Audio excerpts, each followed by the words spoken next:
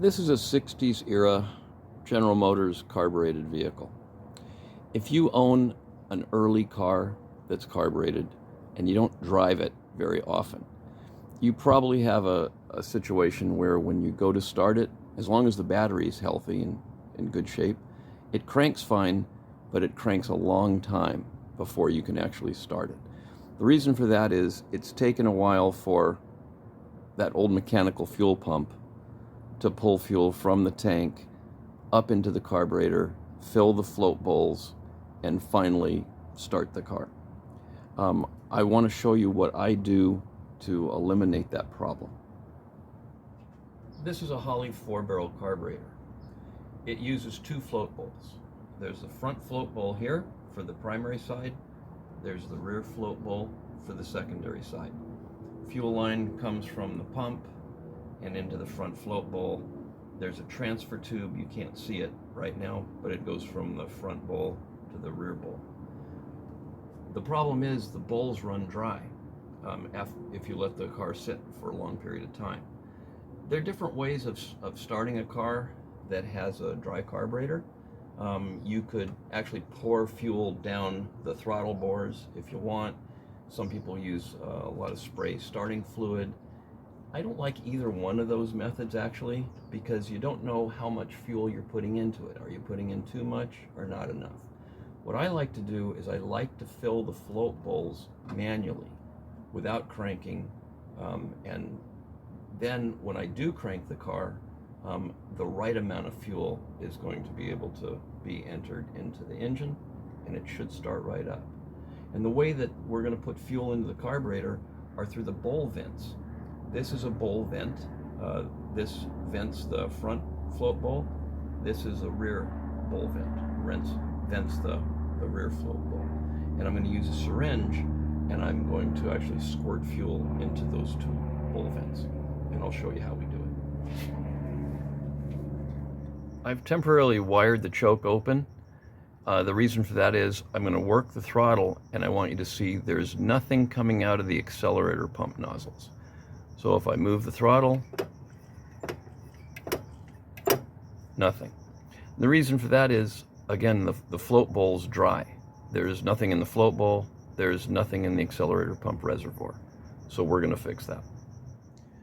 These are one-time use syringes. This one actually says for veterinary use only. They make various types.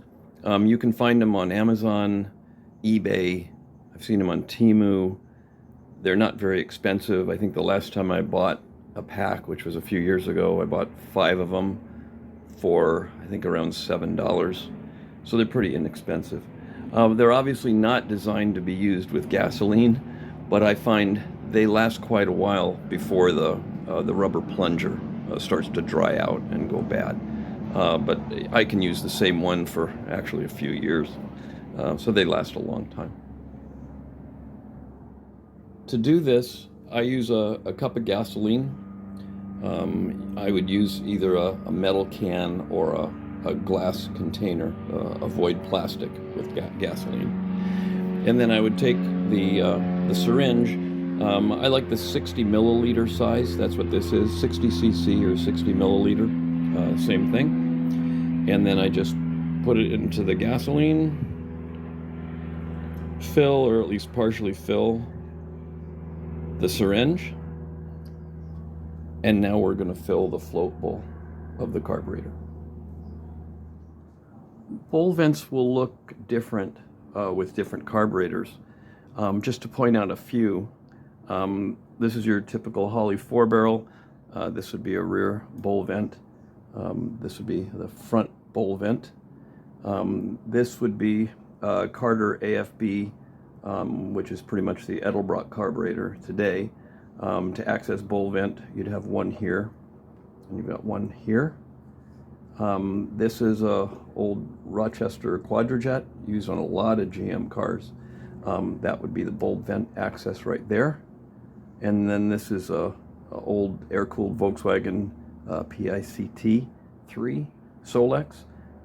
There you'd find the bowl vent right there. So it varies depending on what type of carburetor you have. Sometimes it's pretty obvious, sometimes it's not. you might have to do a little bit of research. Also, another thing to remember, if you're going to buy a few of these, you usually have the choice to buy it with or without a needle. You don't need a needle. It's fine just the way the tip is built. I'm going to add this fuel to the front bowl vent right here.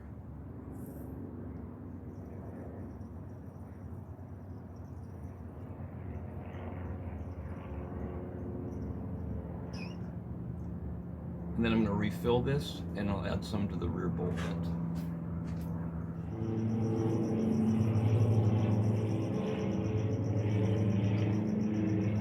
Really, that should do it.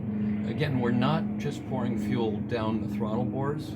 We're actually filling the bowls just the way they would be filled by the fuel pump of the engine.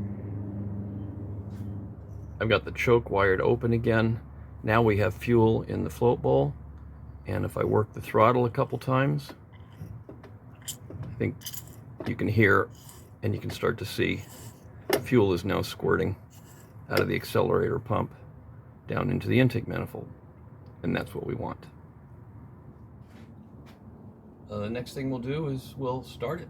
And remember, this car hasn't been started in at least 3 or 4 months, and the carburetor was definitely bone dry. So let's see if it starts right up.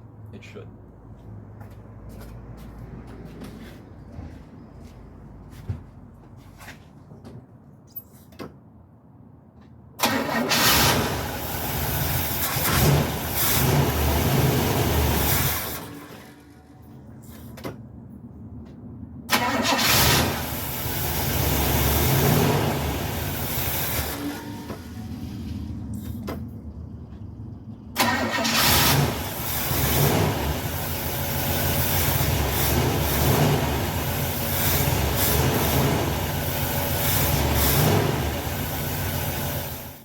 Well, it started.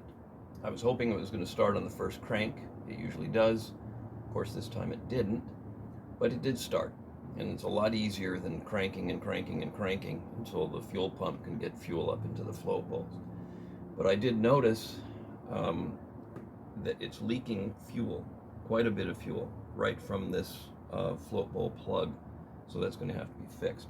And there's a good reason why you shouldn't let the car sit for months at a time between starting it and driving it, because things dry out, O-rings shrink, gaskets shrink, and that's not good.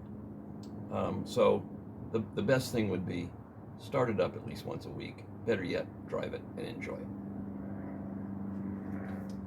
I hope this helped. Thanks for watching.